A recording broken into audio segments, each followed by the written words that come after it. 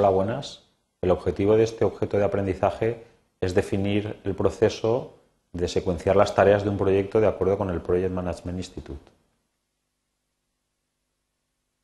Este proceso consiste en determinar las dependencias lógicas que existen entre las diferentes tareas de nuestro proyecto. Estas dependencias lo que nos van a determinar es el orden en el que vamos realizando dichas tareas. Un aspecto muy importante que hay que tener en cuenta a la hora de establecer estas dependencias es que las dependencias lo que nos introducen son restricciones a la hora de planificar nuestro proyecto, ya que nos están imponiendo condiciones de qué tareas hay que realizar antes, qué tareas hay que realizar después. Por lo tanto, siempre es recomendable hacer solo las estrictamente necesarias en el proyecto. A modo de ejemplo, para explicar lo que sería el objetivo de este proceso, nosotros tenemos un orden temporal en el que se va a ejecutar nuestro proyecto.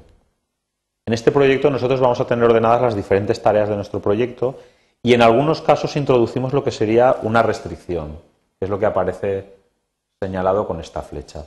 Esta restricción lo que nos está indicando es una dependencia entre esta tarea y esta, que en este caso concreto nos indica que la tarea 1.3.1.1 no se puede comenzar hasta que no termine la tarea 1.2.2.2. Por lo tanto, estamos introduciendo una restricción en nuestro proyecto que va a condicionar la ejecución temporal de nuestro proyecto.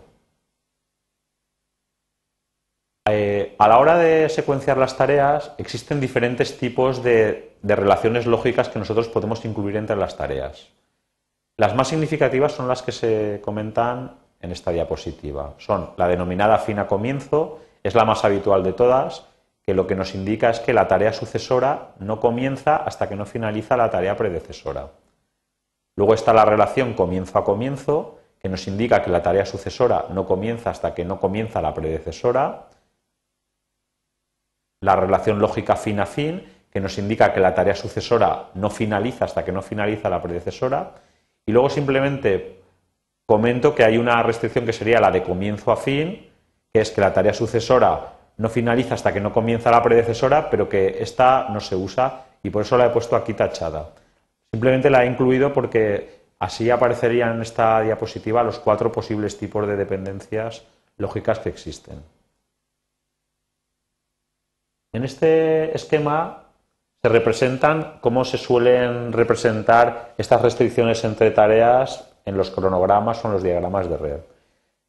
Por ejemplo, podemos ver que la relación fin a comienzo normalmente se representa con una flecha que comienza en la parte derecha, en este caso de la tarea A, y termina en la parte izquierda de la tarea B. Esto indicaría como el final de esta tarea, esto indicaría el comienzo de esta tarea y por lo tanto esta dependencia es una dependencia de fin a comienzo.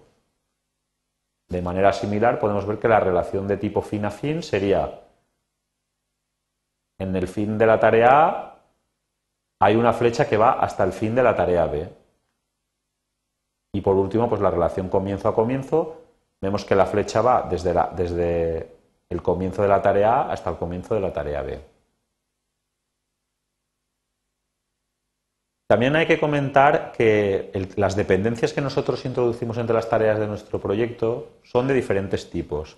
En primer lugar están las que denominamos obligatorias. Las obligatorias son las dependencias que realmente existen en nuestro proyecto. Son, por ejemplo, por temas físicos, técnicos, o también pueden ser porque están incluidas en un contrato, que nos obligan a que las cosas se hagan en un determinado orden. A modo de ejemplo, nosotros no podemos construir un edificio si primero no hacemos los cimientos. Eso es una restricción física. Luego tendríamos las restricciones, las dependencias más discrecionales. Discrecionales quiere decir que esas dependencias razonablemente las podemos incluir en nuestro proyecto, pero en un momento dado, si nos hiciera falta para gestionar nuestro proyecto adecuadamente, para quizá acortar tiempos o para algún otro problema que se nos plantea durante la gestión del proyecto, estas dependencias discrecionales podrían ser en un momento dado eliminadas. Y luego, por último, tendríamos las dependencias que denominamos externas. Estas son las que no dependen de nuestro equipo de proyecto, son como la propia palabra indica, externas al proyecto. Por ejemplo, nosotros no podemos empezar una obra si primero no tenemos una licencia o un permiso para comenzar. Entonces, es una condición externa sobre nuestro proyecto. También es importante comentar lo que se denominan los adelantos y atrasos entre las tareas. Entonces, nosotros cuando hablamos de un adelanto es que lo que queremos decir es que vamos a empezar la tarea sucesora antes de lo previsto, siempre de acuerdo con el tipo de dependencia que hay entre las tareas para acelerar el trabajo. Y un atraso querría decir que la actividad sucesora la vamos a empezar después de lo previsto, de acuerdo con la dependencia que haya, para retrasar el trabajo. Vamos a verlo en unos esquemas. Por ejemplo, en este caso tenemos que la tarea A y la tarea B, existe una restricción entre ellas de fin a comienzo, y esta línea indicaría que en el eje temporal, pues en cuanto finaliza la tarea A, comienza la tarea B. ¿Qué quiere decir adelantar la tarea B respecto a la tarea A? Pues quiere decir que el comienzo, lo podemos observar aquí, es anterior a la finalización de la tarea A. Entonces, aunque mantenemos la dependencia, sí que de alguna forma adelantamos el comienzo de la tarea B respecto a la finalización de la tarea A. Por ejemplo, en muchos casos, no sé, por ejemplo, nosotros no podemos pintar una pared hasta que no hayamos terminado, por ejemplo, de alisar las paredes, pero quizá cuando ya parte de las paredes están alisadas, podemos empezar a pintar, aunque no hayamos terminado completamente de alisar las paredes de todo el edificio.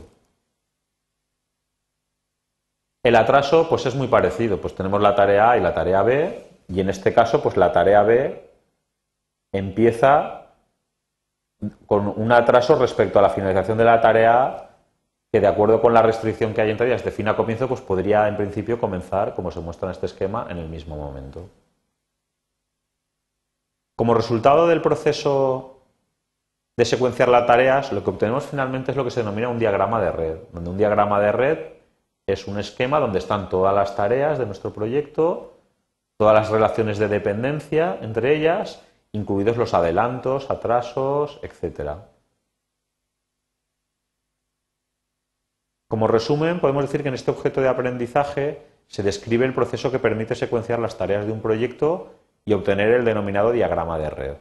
Pues este proceso implica conocer diferentes tipos de relaciones lógicas, las dependencias entre ellas, los conceptos de adelantos y atrasos entre tareas, y todos estos conceptos se describen en este objeto de aprendizaje.